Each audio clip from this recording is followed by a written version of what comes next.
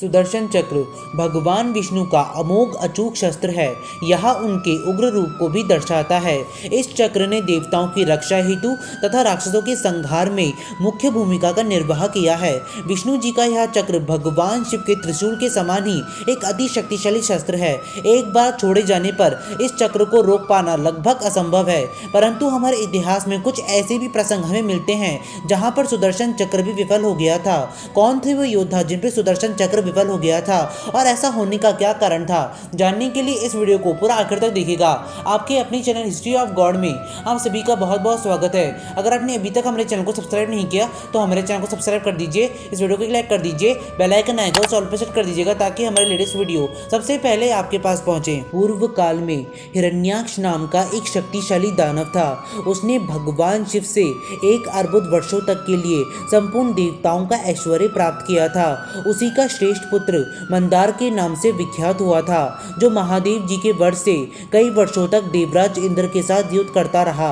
भगवान विष्णु का महाशक्तिशाली सुदर्शन चक्र और देवराज इंद्र का वज्र भी उसके ऊपर विफल हो गया था, और ऐसा इसीलिए हुआ था क्योंकि उसे भगवान शिव से यह वरदान प्राप्त था कि उस अत्यंत बलशाली मंदार के अंग में चक्र और वज्र जैसे सैकड़ों प्रकार के शस्त्र भी कोई क्षति नहीं पहुंचा पाएंगे। देवी भागवत के स्कंद 5 अध्याय 6 के अनुसार जब सभी देवताओं का महिषासुर तथा उसके साथी दानवों के साथ युद्ध चल रहा था, उस समय महिषासुर का एक सेना अध्यक्ष अंधकासुर भगवान विष्णु के समक्ष पहुंचकर उन पर बाण चलाने लगा। भगवान विष्णु ने उसके द्वारा चलाए गए सारे बाणों को बड़ी सरलता से काट दिया था। तब भगवान विष्णु ने उसके ऊपर कई सारे शक्तिशाली प्रहार किए थे। उन दोनों के बीच कई दिनों तक युद्ध चलता रहा। इसी बीच अंधकासुर ने अपनी गदा से भगवान विष्णु के वाहन गरुड़ पर प्रहार किया था, जिससे गरुड़ देव घायल हो गए थे। तब भगवान विष्णु ने अपने सारंग धनुष का प्रयोग करके अंधकासुर के ऊपर कई सारे बाण चलाए, पर अंधकासुर ने उन सारे बाणों को काट दिया था। तब भगवान विष्णु ने हजारों अरू वाला सुदर्शन चक्र अंधक पर चलाया, पर अंधकासुर ने उसे अपने किसी विशेष प्रकार के चक्र से बहुत दूर से ही विफल कर दिया था। सुदर्शन चक्र को विफल हुआ देख सभी देवतागण शोकाकुल हो गए थे। तब भगवान विष्णु ने अपने कौमोद की गदा से अंधकासुर पर प्रहार किया था।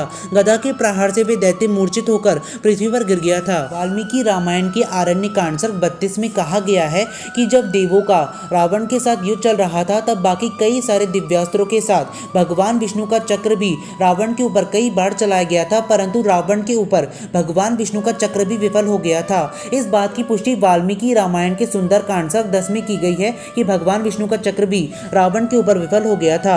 जब हनुमान जी लंका में घुस आए थे तो उन्होंने देखा था कि रावण अपने कक्ष में सो रहा था।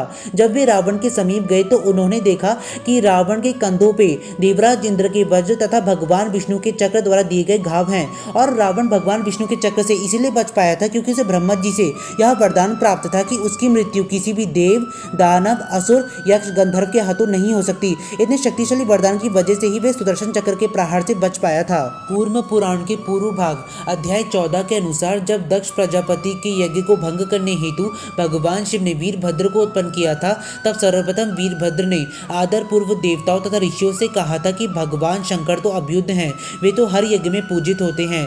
क्या आप सभी के मन तमो गुण से आक्रांत हो गए हैं कि आप भगवान शिव की पूजा नहीं कर रहे? शिव जी के बारे में ऐसा कहे जाने पर भी देवों ने उनकी बात नहीं मानी और सभी अपने अपने स्थानों को चले गए। तब क्रोधित हुए वीरभद्र बोले, तुम सभी ने बल से गर्वित होकर मंत्रों का प्रमाण नहीं माना, इसीलिए आज मैं तुम सभी का गर्भ नष्ट करूंगा। ऐसा कहकर वीरभद्र जी ने यज्ञ को नष्ट कर दिया।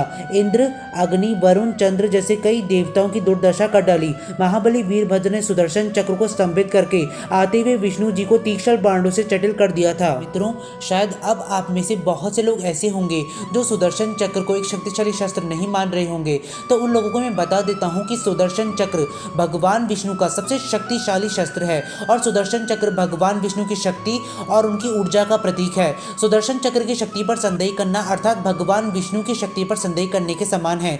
दोस्तों, आज की इस वीडियो में बस इतना ही। अगर आपको हमारी यह वीडियो पसंद आए तो वीडियो को लाइक और चैनल को सब्सक्राइब जरूर कीजिएगा। आप सभी का बहुत बहुत धन्यवाद।